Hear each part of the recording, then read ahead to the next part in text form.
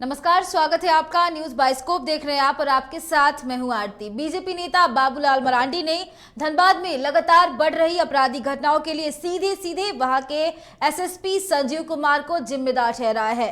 उन्होंने कहा कि एसएसपी निहायत अयोग्य अधिकारी हैं और उनके रहते अपराध पे काबू पाना संभव नहीं है। धनबाद में पत्रकारों से बातचीत के दौरान उन्होंने ये बातें कही।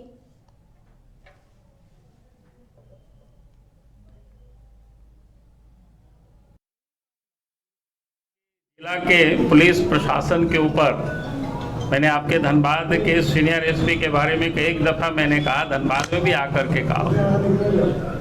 मुझे तो लगता ही नहीं कि धनबाद की एसपी के रहते धनबाद में कोई क्राइम रुक सकता है, क्योंकि इतनी वो अक्षम है। मैंने एक घटना का उल्लेख मैं आज फिर से कर रहा हूँ। पलामू में जब ये एसपी हुआ करते थे, वहाँ बिहार के एक परिवार छत्तीसगढ़ से लौट रहे थे।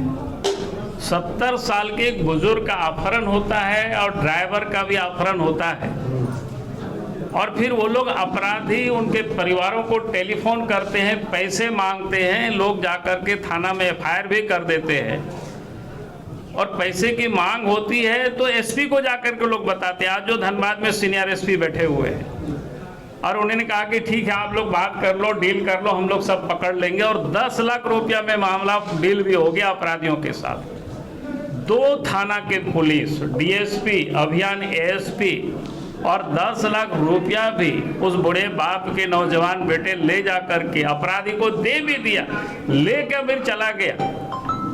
ना उनके बाप लौटा, ना उनके ड्राइवर लौटा। जब महीनों दिन गुजर गया तब हमसे रांची में आकर के मिले, और फिर हमने इस मामला को उठाया, तब उस बूढ़े का कंकाल लोगों को मिला।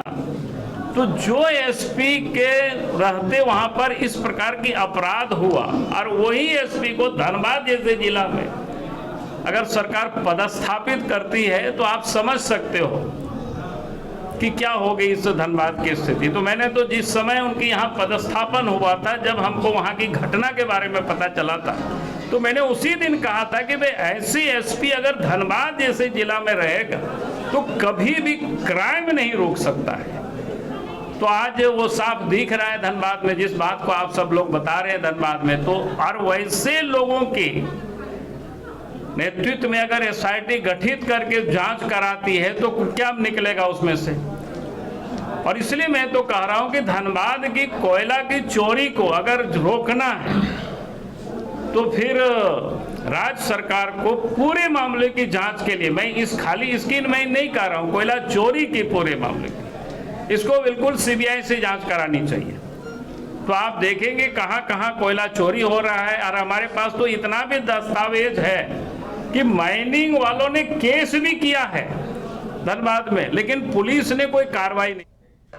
इससे पहले बाबूलाल मरांडी निरसा के उस जगह का मुआयना करने पहुंचे जहां 1 फरवरी को चाल धंस गई थी। यह हादसा कोयले की अवैध खुदाई के दौरान हुआ था, जिसमें कई लोगों को अपनी जान गंवानी पड़ी। बाबूलाल मरांडी ने कहा कि कोयले की अवैध खुदाई प्रशासन की जानकारी में चलता है। उन्होंने कहा कि दुर्घटना के बाद पुलिस प्रशासन जानबूझकर काफी देर से घटनास्थल पर पहुंचा ताकि सबूत मिटाए जा सके।